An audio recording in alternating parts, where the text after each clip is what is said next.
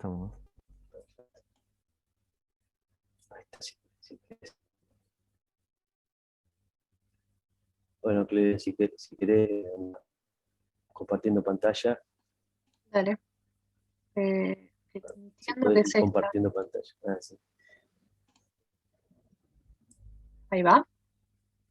Ajá, ahí está apareciendo. Sí, sí. Sí, espectacular. Bueno, yo presento un poquito así brevemente. Clelia está haciendo el curso de posgrado de introducción a los elementos finitos y ella nos contactó en el momento para tomar el curso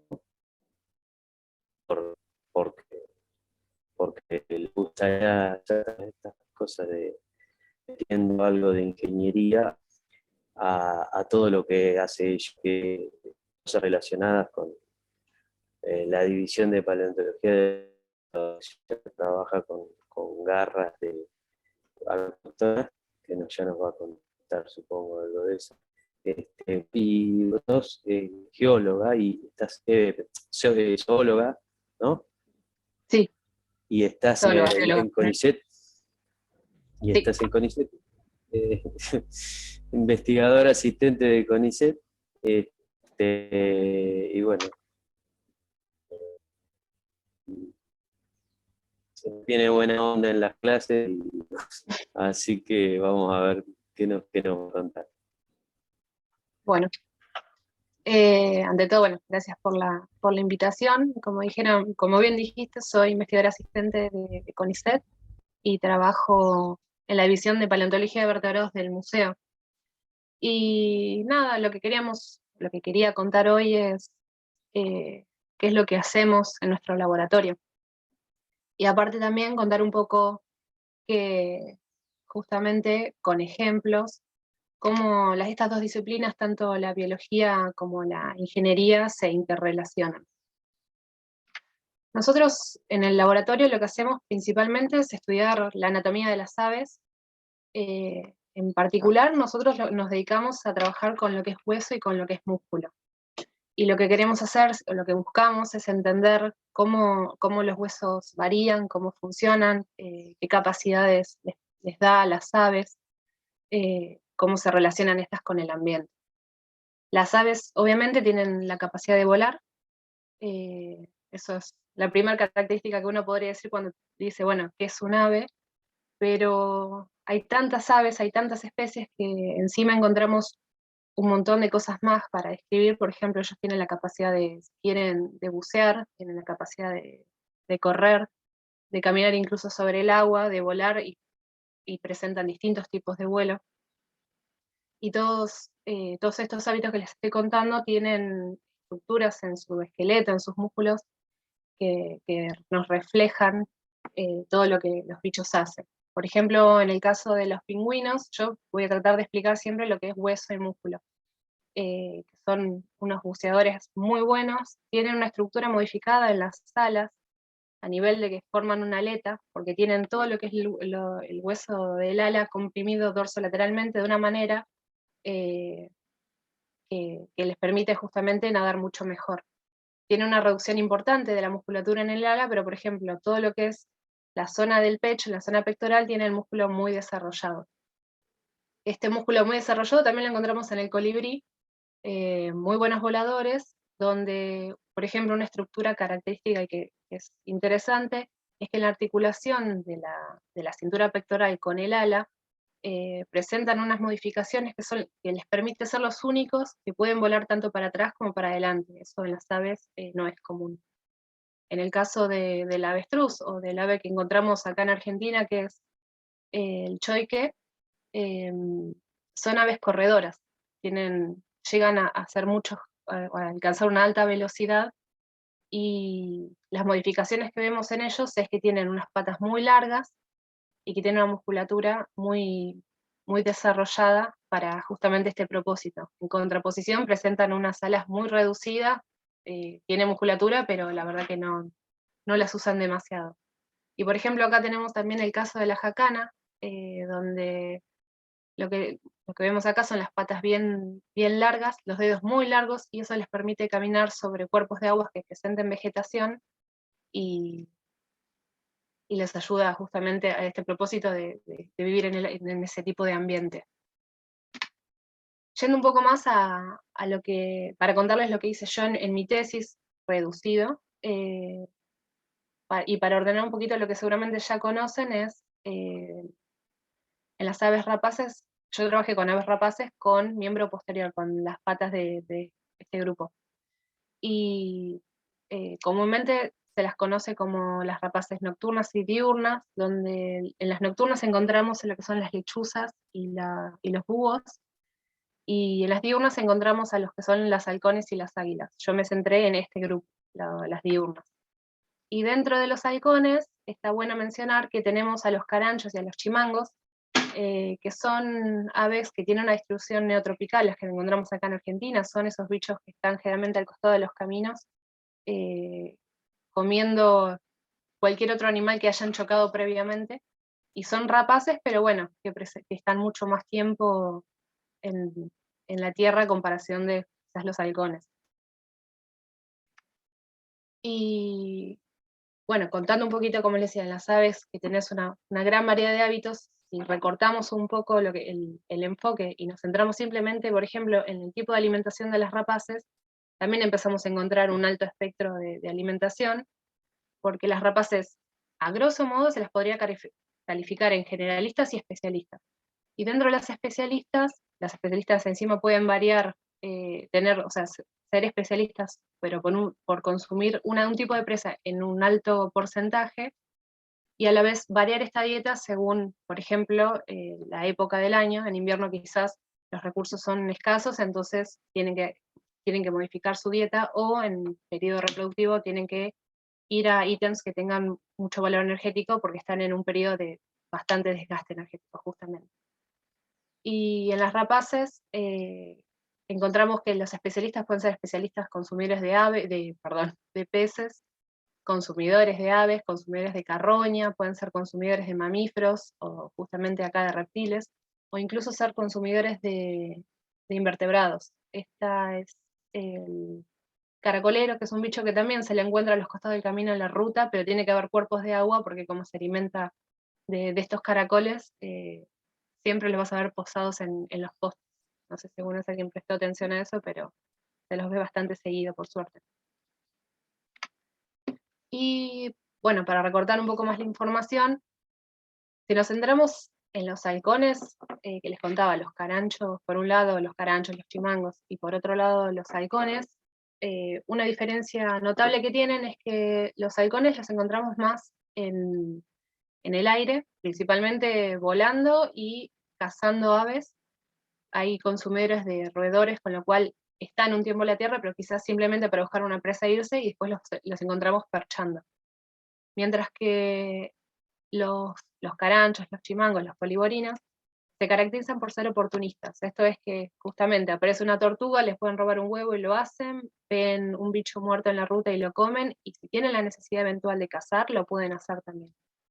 Entonces, uno de los temas que estaba estudiando en la tesis era justamente identificar qué patrones morfológicos podemos encontrar en estos dos grupos de rapaces, que son de una misma familia, pero que presentan hábitos bastante distintos.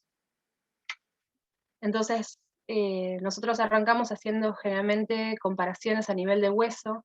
Esto es lo que se conoce como hacer estudios morfológicos, donde esto es una pelvis en vista lateral de las distintas rapaces con las que yo había trabajado, y generalmente lo que se hace es tomar medidas que nos puedan llegar a dar respuesta a las preguntas que tenemos. Para más o menos mostrar también comparativamente los distintos tarsos, metatarsos de las rapaces, esta es la parte más distal, la parte que se ve justamente de los pájaros. Después de esto vienen los dedos, y este es un hueso que presenta mucha información, porque presenta muchos accidentes óseos, y nos permite responder bastantes cosas de las actividades o de las funciones que tiene una pata en un ave. De hecho, bueno, saliéndome un poco del tema, entender cómo funciona en la actualidad de estos bichos es lo que les permite a los paleontólogos, después cuando están en campo y encuentran o un hueso o un pedazo de hueso, relacionar ese pedazo de hueso que se encontró con el animal que se trabaja y con qué posibilidad de acciones hacía el animal. Y bueno, para dar un simple resultado, una diferencia notable que se encontró es que hay una diferencia significativamente a nivel estadístico del tarso metatarso, este hueso que les había dicho recién, en los caranchos, que es relativamente más largo que el tibiotarso con respecto a los halcones, y esto está en relación a que al ser bichos caminadores necesitan o sea, les permite un mayor largo de zancada, lo cual es útil justamente para estar en la tierra, en contraposición de los halcones que presentan un tibiotarso más largo y eso les ayuda con el tema de la caza en el aire. Y como les decía, yo trabajo con huesos y músculos. La parte de musculatura, para dar un resultado, eh, para más o menos contar las diferencias que encontramos en poliborines y para falcos, es que la musculatura, esto sería con un gallo, hay que decir, hay que mencionar, y por eso corto, es que la pata que nosotros vemos siempre es esta en las aves, pero todo lo que es la pata muslo que uno come de un pollo, en realidad no la ve porque está dentro del cuerpo. Entonces, todas estas cosas que nosotros vimos quizás a simple vista no se ve y es por eso hay que meterse más en la anatomía. Y en las rapaces el resultado que se vio fue que los polibrinos, estos bichos que caminan y que están más en la tierra, tienen un mayor desarrollo de lo que sería el músculo, mientras que en los halcones es esta la porción que presenta más un desarrollo mayor de la musculatura y por sobre todo este tipo de músculo, que son los flexores, que son los músculos encargados del cierre de la garra de las rapaces. Entonces, es esperable que tengan esa diferenciación a nivel biológico. Y muchas veces lo que pasa, al menos en biología, es que a veces los temas se repiten un poco, pero lo que se va variando es el enfoque, el recorte de la información. A veces se toma toda la pata para estudiar o simplemente las falanges unguiales, y depende del momento en que se hagan las preguntas, son las herramientas que tenemos, nos encontramos con distintas herramientas para respondernos estas preguntas que tenemos. Por ejemplo, esto es un trabajo que hicimos hace unos años, donde se hizo simplemente algo descriptivo, cuantitativo y cualitativo de las falanges unguiales.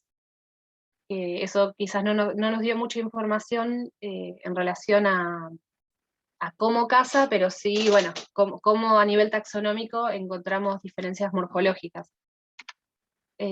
Para dar un ejemplo de lo que puede pasar a nivel cualitativo, este es un trabajo que lo que hacían era medir el ángulo de curvatura, que se hizo no solo en rapaces, sino que en varias aves, y a nivel por lo menos de grandes grupos se los podía separar a las aves. Y justamente lo que les había dicho, contar un poquito cómo se interrelaciona la biología con la ingeniería, es la ingeniería, nosotros los biólogos solemos tomar herramientas de otros lados para poder responder cosas que quizás a ojo desnudo no podemos, y entonces utilizamos, por ejemplo, en este caso, los elementos finitos para respondernos cómo podría funcionar o qué capacidades tiene una falange. Y este es un ejemplo es un trabajo que se hizo en el 2019, en donde, aparte de usar elementos finitos, usaron morfometría geométrica y a nivel filogenético también se evaluó, y encontraron que justamente la forma de la falange a nivel evolutivo tiene que ver mucho con el tamaño de presa relativo que consume la rapaz. Y como les contaba, a lo largo del tiempo muchas veces las preguntas se repiten, van variando nuevamente los grupos, el elemento que se estudia, y quería acá justamente mostrar que por lo menos lo que se hacía en 1971, cuando se estudiaba esto de cómo caza una rapaz, era agarrar a un ave, no matarla, sino que sacarle la piel, enchufarle electrodos, hacerle un estímulo y estimar qué capacidad de cierre tiene o qué fuerza tiene.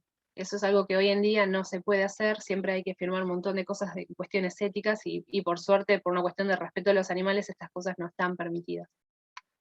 Hoy en día, bueno, esto es un trabajo del 2010, lo que se hace, por ejemplo, para hacer una estimación por ejemplo, capacidad de cierre de garra o de cierre de pico, lo que se hace es utilizar un transductor que tiene sensores de presión y con eso estimar de manera teórica y en vivo, con grandes comillas, qué capacidad de cierre de garra, en este caso, tiene una rapaz. Este es un trabajo, bueno, esto es una parte también de mi tesis, donde lo que hicimos fue hacer un modelo biomecánico sencillo, estimando de manera teórica la capacidad de fuerza que tienen los músculos de manera aislada.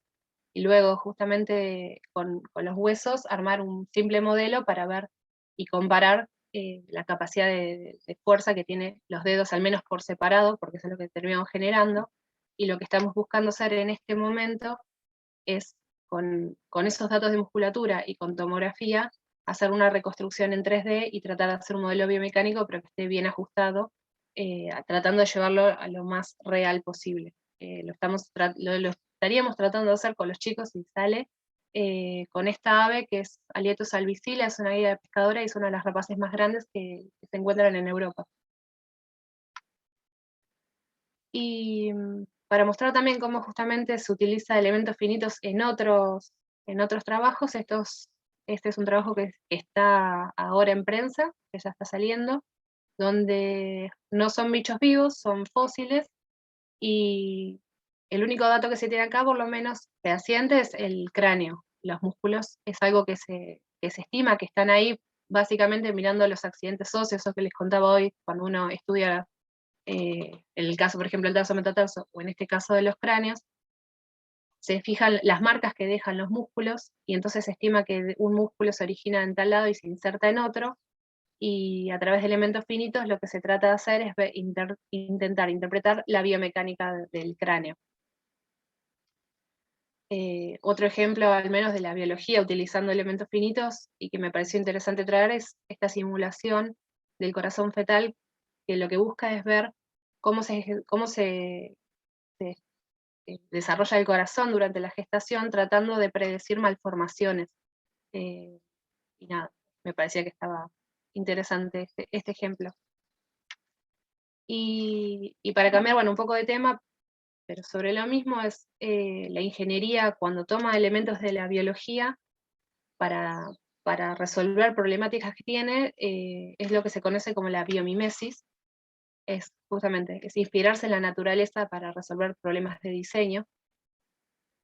Y bueno, el clásico casi que se conoce es el del velcro, que son ganchitos chiquititos, y esa estrategia la utilizan las semillas y las esporas justamente para que cuando pasa algún mamífero, cuando pasa algún pájaro, se enganchen en la piel y puedan de esa manera dispersarse.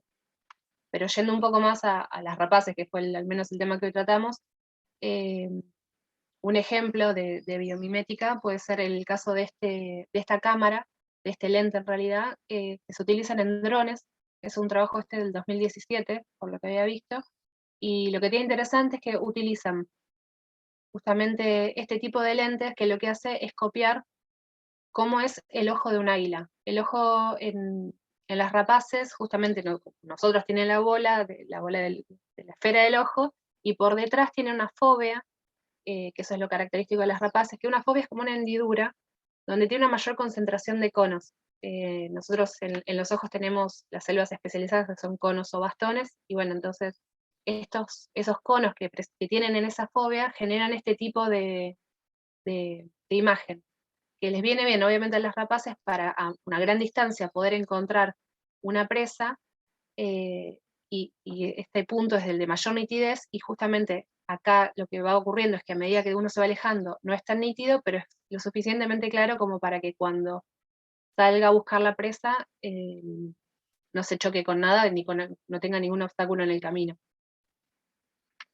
Otro ejemplo de biomimesis eh, es emular justamente el plumaje de las aves rapaces. Dentro de las rapaces, como le habías dicho, las nocturnas, aparte de lo que son las lechuzas y los búhos, al cazar en horarios que encima hay menos sonido, tiene que no se tiene que escuchar en lo más posible, más que nada porque si no pierde la presa. Entonces, una de las modificaciones que tienen las aves rapaces nocturnas, justamente solamente lo tienen las lechuzas, es que en este borde de ataque, en esta pluma y en esta pluma, tienen esta estructura, es como un peine flexible que lo que hace es reducir el, el sonido.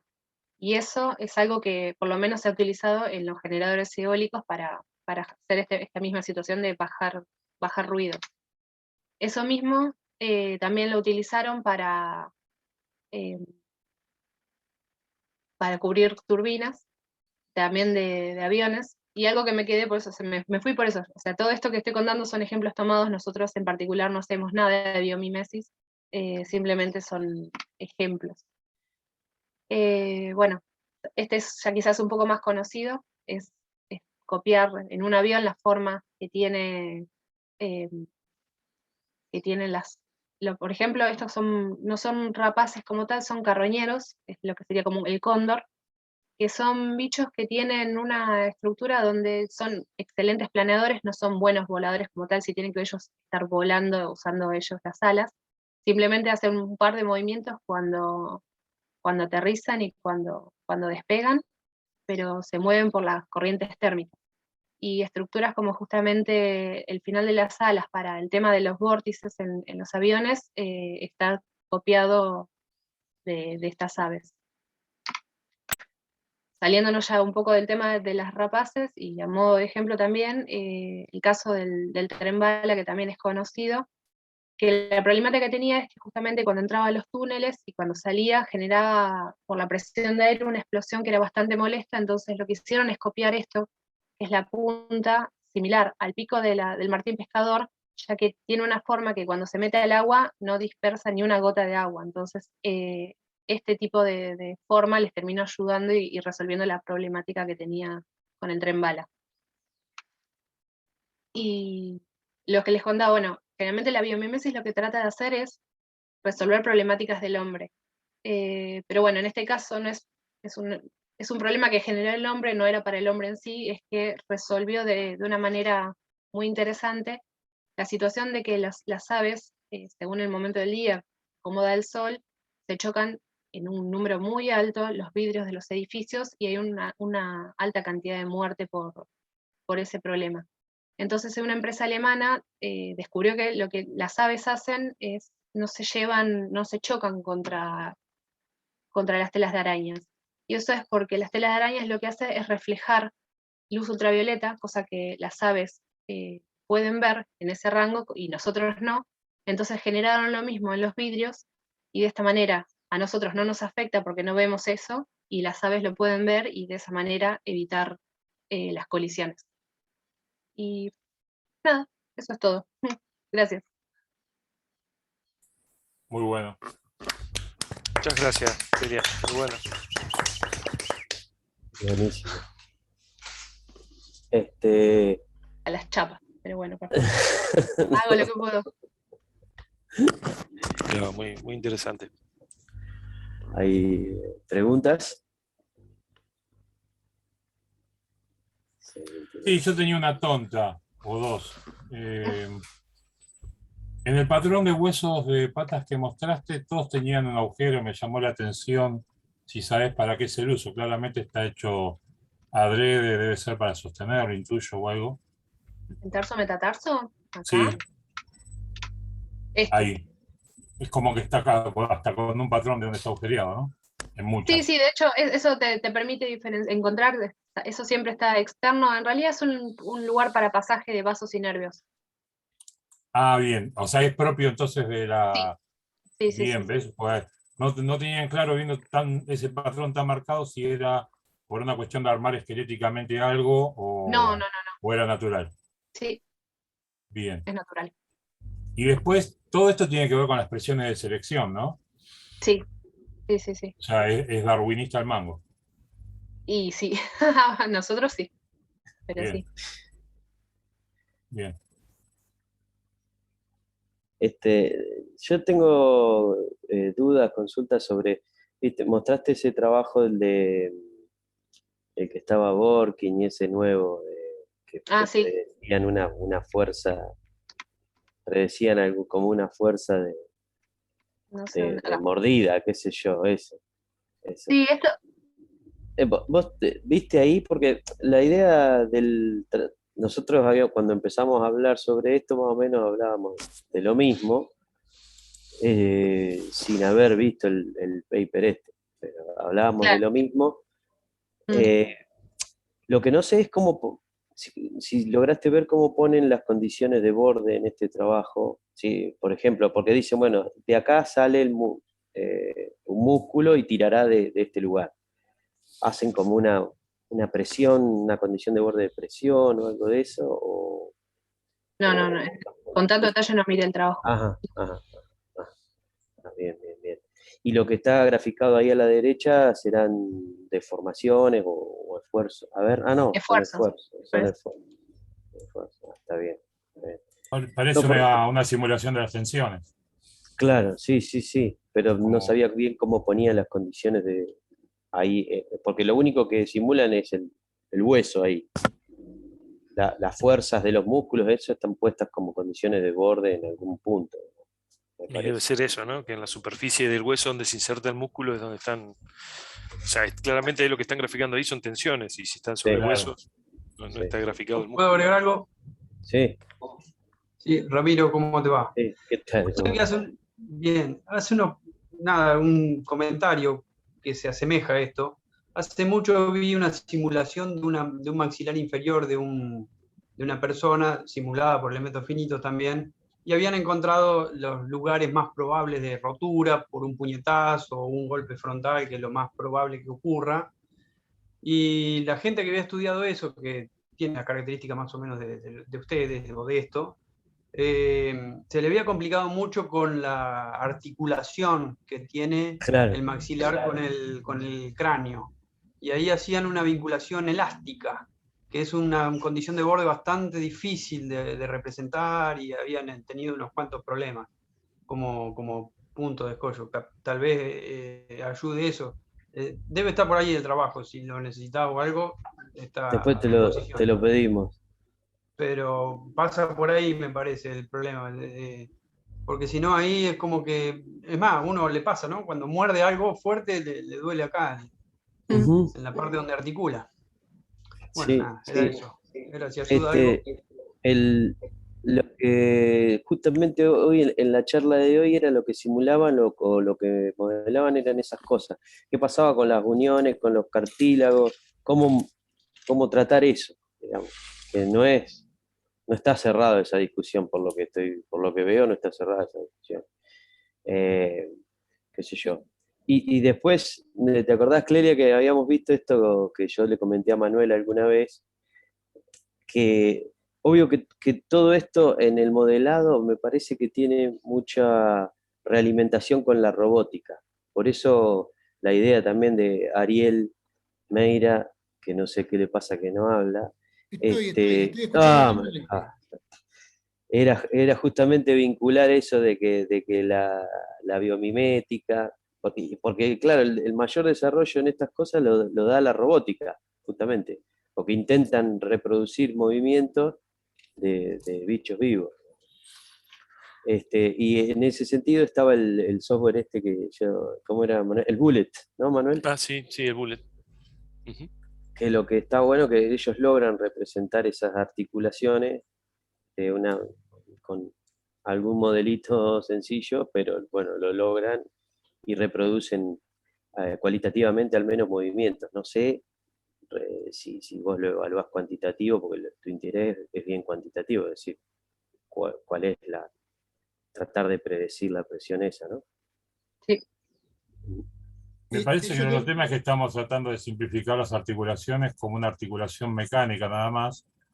Y las articulaciones, por lo menos en el cuerpo humano, yo que me he lesionado mucho, eh, o sea, además de tener toda la parte cartilaginosa que es relativamente flotante, se disloca naturalmente en muchos casos, como la mandíbula, o sea, no es que tiene una posición fija, y depende también mucho de la tensión de todo lo que es, lo que nosotros llamamos el rictus a veces, que tiene que ver con las tensiones musculares que tengas y cómo laburan los tendones. No es que tenemos un buje, un eje y un brazo Claro. oscilante. O sea, el otro día veía una pelea de Jiu-Jitsu pues mi hijo practica, y estaba bueno, una llave de piernas de ahorque, y la persona que la estaba recibiendo, que tenía una tracción cervical enorme, soportó y el que se lastimó en la cadera fue el que hacía la presión. Y cuando se sintió ruido parecía que lo había matado, yo dije quedó paralítico y en realidad que estaba mal era el que había practicado la llave. Estoy hablando de un deporte que tiene muchísimas reglas, el jiu-jitsu no es tan violento por ahí como el boxeo, es más de amarre. Y sin embargo falló la articulación, evidentemente, y se soltó la pierna, estaba suelta. Me parece que somos como los bichitos a presión, como los botones a presión. Sí. Muy agradable el relato, César, te agradezco mucho. No vas a poder dormir, Manuel. Esos dolores así me hacen doler el estómago. Ahí Santiago levantó la mano. Santiago. Muchas gracias por la charla. Quería hacer una consulta. Vos habías hecho para tu tesis como un modelo mecánico de barras, ¿no? Es sencillo, Sí. por lo que entendí. Sí, Y entiendo que la idea de elementos finitos es mejorar el análisis de las tensiones sí, principalmente hacerlo en 3D, que eso sería lo Ajá. interesante, y después también ver los esfuerzos que generan en el hueso. Ajá, ¿y hay algún interés por, digamos, como había visto esta diferencia que habías explicado del largo del metatarso para la diferencia entre los caminantes y los cazadores? Sí. Así lo diferencié yo ahora, hice el esquema, pero se habían pensado en estudiar quizás como paramétricamente eso, ver cómo cambiaban las tensiones a medida que ibas arbitrariamente extendiendo ese metatarso o aumentando la presión que hace, entiendo, ese bíceps o cuádriceps, no sé cómo explicarlo. Sí, mira, en realidad recién estamos en el punto de cómo plantear hacer el modelo para un solo bicho, para una sola pata. Y sí, después lo ideal sería ver qué es lo que pasa cuando empezás a cambiar, cuando empezás a usar o sea, si quizás estas diferencias que uno ve en alguien que consume peces varían mucho con respecto a uno que consume aves, porque ya hay diferencias anatómicas, como decís vos, el tarso metatarso, o mismo las rapaces que consumen exclusivamente aves, por ejemplo, tienen dedos más largos que los que consumen mamíferos, que tienen dedos mucho más robustos. Hay diferencias, y sí, la idea sería ver lo más específico que se puede, cómo varían tanto hueso como músculo. Pero bueno, vamos recontra de a poco, recién armando el modelo y ver justamente estas cuestiones de las articulaciones, que era una problemática que estábamos viendo cómo resolver con los chicos. Tengo una preguntita, si se puede, doctor Irastorza. ¿Sí? A mí me decís. No, si usted es el coordinador, usted es el No, salí. chairman. Sería muy interesante la charla. Escúchame, vos habías mostrado unos esquemas donde medían aparentemente la fuerza prensil, no sé cómo se le llama, de la garra de una águila, parecía ser. ¿Eso lo tienen registrado en 3 dimensiones o solamente 2 palitos y el bichito aprieta, digamos? Algo es claro, eso es solamente aprieta y nada más, digamos, no es. Porque en el otro esquema que era interesante de la pelotita de golf, si uno pudiese diseñar un sensor de presión esférico, tendría un registro interesante, incluso lateral de las presiones. Claro. Bueno, por ahora estás en 2 dimensiones, que es lo más fácil y bueno, lo más rápido, pero en realidad el bichito es como si hiciese una fuerza concéntrica, ¿verdad? Sí, y lo ideal sería tener un sensor en algo que uno lo tira y si tenés un bicho realmente te lo vaya a usar y ahí tienes realmente el valor que el bicho puede ejercer. Pero por ejemplo, lo que te decía, quizás al ser bichos de cetrería que están acostumbrados al humano, ahí están más relajados y como no están matando nada, quizás la fuerza es mucho menor. Y en realidad ese sí es en 3D, lo que pasa es que si ves la garra está puesta medio rara. Y al mismo tiempo, bueno, la imagen de abajo es este trabajo que habíamos hablado del 2008, donde primero lo hace todo teórico en 2D y después lo lleva a algo en vivo y es más 3D por defecto. Pero hay registros experimentales, digamos, de esas fuerzas. Sí. Interesante. Bien.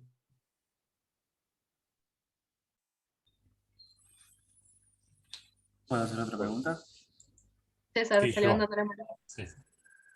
Perdón, Clelia, pero sí se siguen despertando cuestiones. Los dedos tienen motricidad individual en las aves de Sí. rapiña.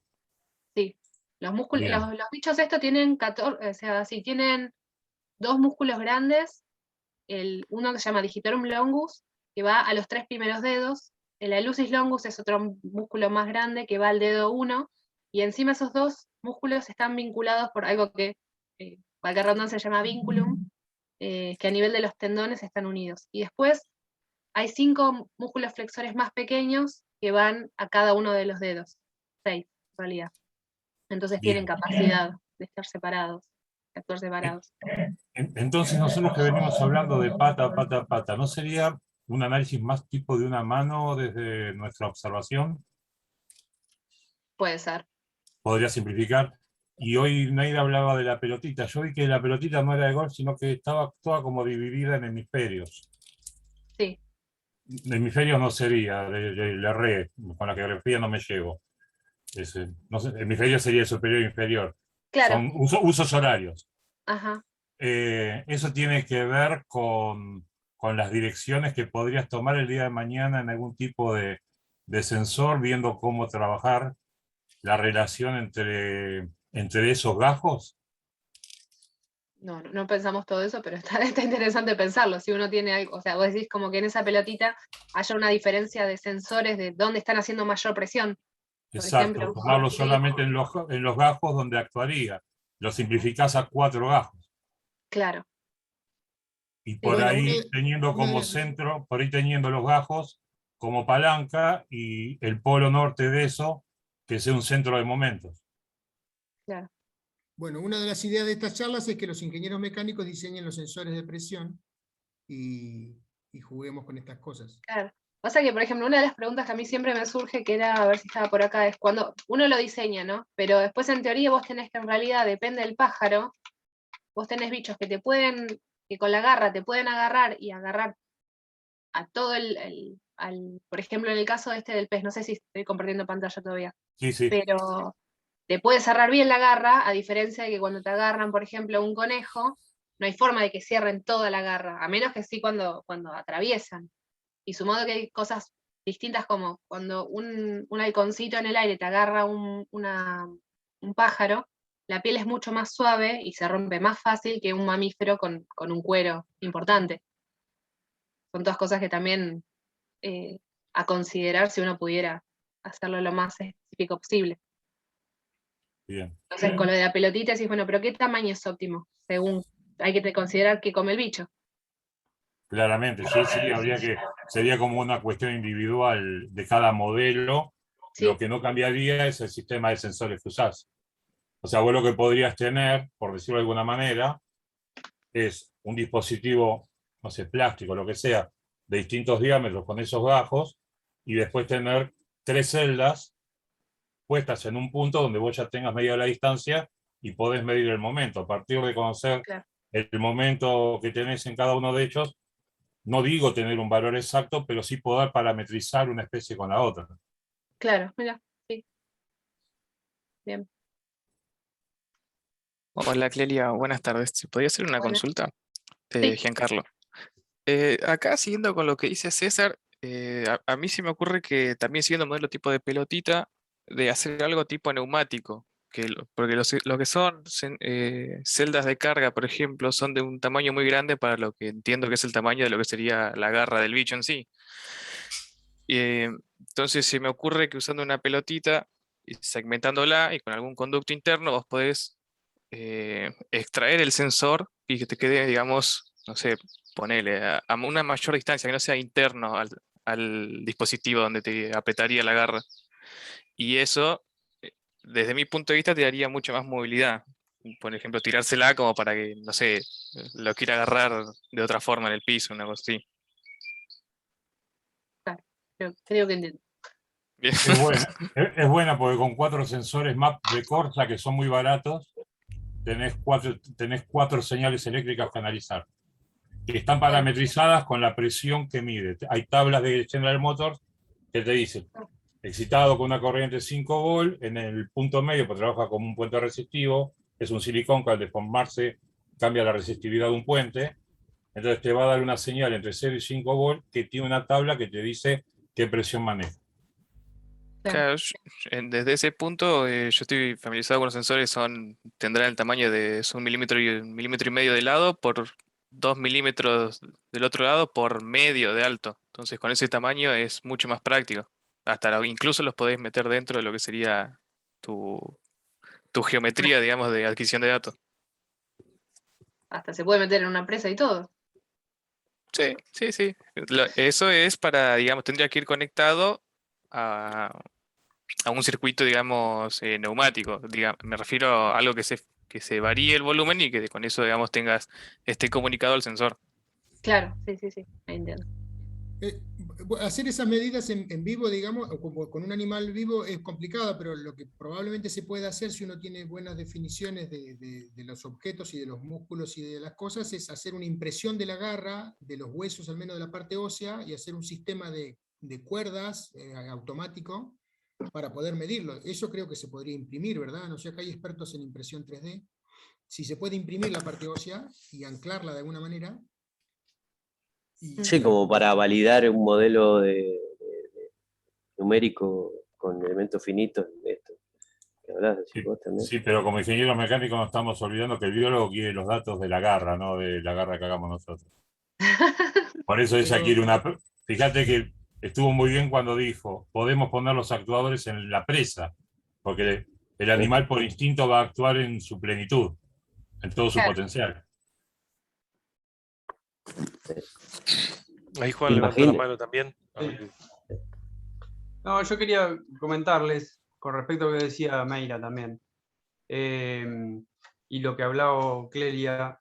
Si ustedes ya cuentan con tomografías computadas, en el DIAC, voy a hacer un poco de publicidad, pero nosotros justo estamos trabajando en ese tema, donde a partir de las tomografías computadas podemos traducir esa información visual para los médicos en un modelo 3D, llevarlo al área de ingeniería, digamos, y poder imprimirlos, y si los imprimimos en 3D, reproducimos el animal tal cual, su geometría, y podemos hacer ensayos en algún material impreso que, bueno, habrá que hacer una transformación de resistencia mecánica entre el material impreso y el material óseo del animal, o bueno, ya podemos sacar una comparativa, ahí ya empieza a haber un espectro que trabajan ustedes, pero la herramienta de traducir una tomografía computada a un objeto impreso, lo logramos ya, nosotros tenemos, voy a hacer un poco de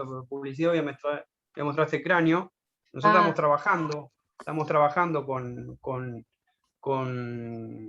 personas vivas, tratando de darle soluciones a estos problemas óseos que tienen. Estamos trabajando con el Hospital Eva Perón, con un neurocirujano, y ya logramos producir unas prótesis que se implantaron y están en eso.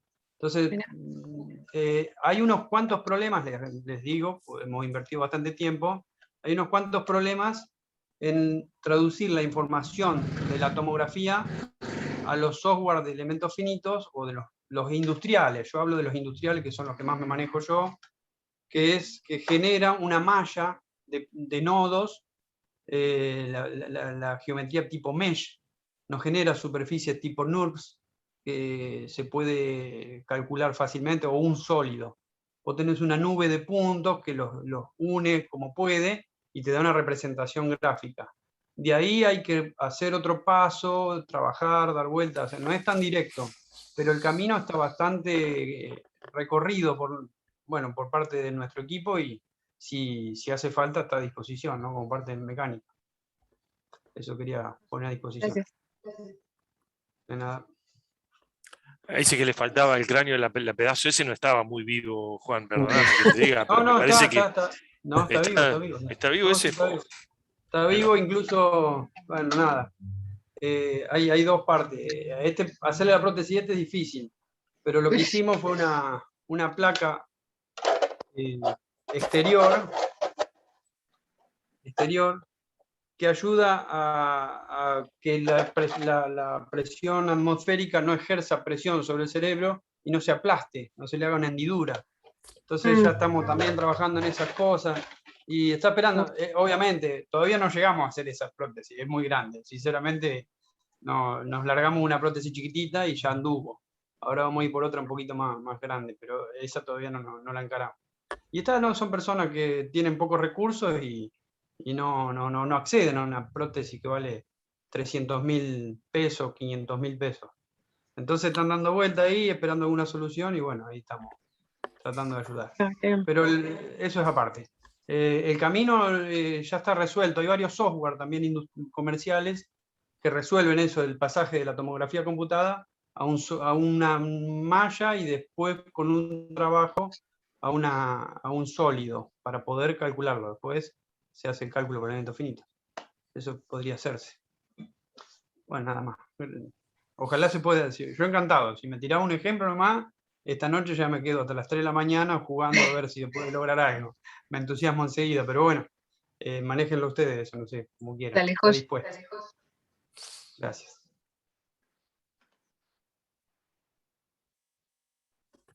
Bueno, ¿cómo estamos?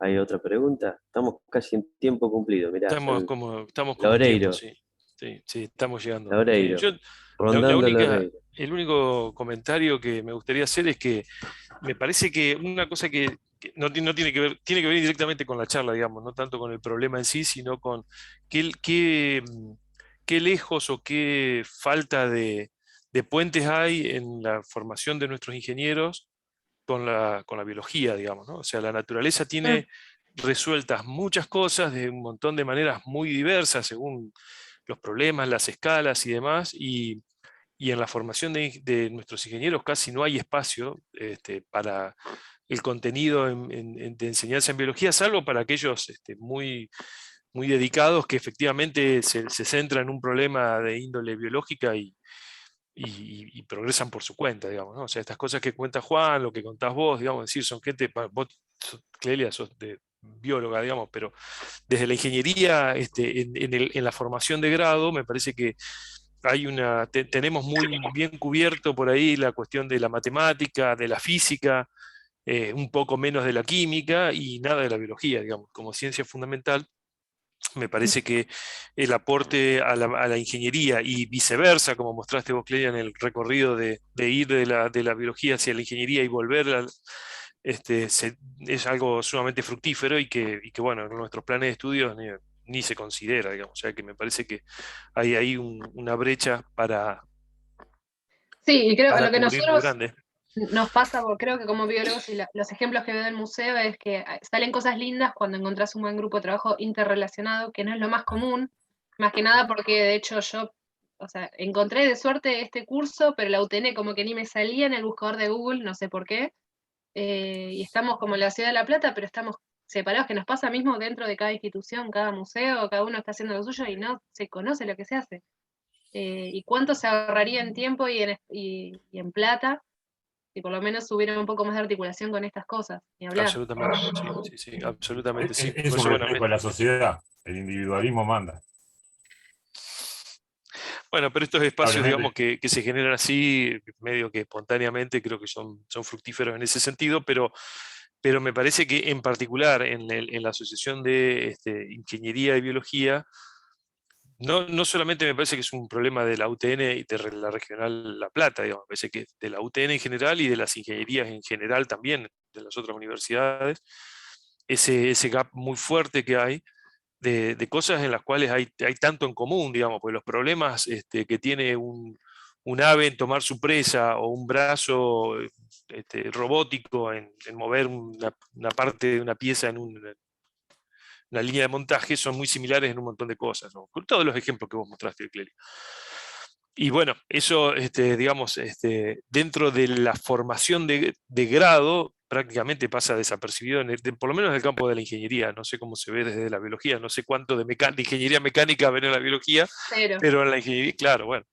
Entonces, bueno, eso. Simplemente quería mencionar que me parece que es un punto sobre el cual quienes piensan en los futuros planes de estudio tendrían que reflexionar un poco, porque evidentemente la resolución de los problemas actuales y del futuro van hacia la interdisciplina, los grupos formados por gente con muy diversas formaciones, pero para al menos estar al tanto de las cosas, desarrollar un idioma común y demás, esto se tiene que ir articulando, digamos, entre las distintas. Me parece que los planes de estudio de ingeniería son muy rígidos y con una visión muy fines del siglo XIX, y ya estamos entrando a la mitad del siglo XXI, digamos, como que habría que pensar un poco de nuevo todas estas cosas. Así que bueno, te quería agradecer, Clelia, la charla que estuvo muy, muy linda, muy interesante, y bueno, me alegro mucho de, no sé quién fue el que te invitó, pero un acierto.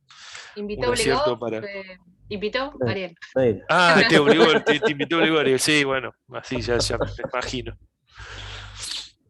Así que bueno, muchas gracias de nuevo, Clelia. Se ofreció Clelia. Muy bueno. Se ofreció voluntariamente. Bueno, Maru, vas a tener que trabajar en algún enlace entre la facultad, el museo y la UTN. Sí, ¿Yo? sí, vos. Sí, cómo no, con todo gusto, vos sería un que placer. estás al pedo. Sí, yo que no tengo nada que hacer. No, Me parece, Manuel, sería buenísimo. pero es interesante tu visión. Yo estudié ingeniería hace 30 años, empecé y no pude terminar y ahora volví a terminar y por suerte estoy ahí, ya al borde. Pero todavía yo creo que la ingeniería se resintió en estos 30 años que yo vi pasar. Nosotros estudiamos 6 años y hasta los sábados, y hoy se estudia 5 y los sábados ni vamos a la facultad. Entonces pensar todavía en agregarle una arista más a la carrera de una persona que el título de ingeniero no es de investigador, es de una persona que tiene que hacer, reparar o mejorar. Lo que sucede es que es muy atractivo hoy con la cantidad de información que hay, que no es la que tenía yo en el 80 y pico, porque tenías que morirte dentro de una biblioteca y pedir por favor que te dejen sacar una fotocopia. Con la cantidad de información que hay, claramente podés formar un perfil de investigador. Pero creo que tiene que ser como medicina. Tendría que haber una residencia donde por ahí personas como Clelia, ingenieros mecánicos, nos aporten y por ahí estudiantes avanzados de biología, ingenieros mecánicos ya recibidos, le aporten. Creo que Mirá, viene por ese lado, ¿no? César, la verdad es que no tengo la idea, no tengo la solución de cómo sería el sistema. Lo que sí me parece a mí, lo que decís vos es cierto, no hay espacio para agregar más cosas.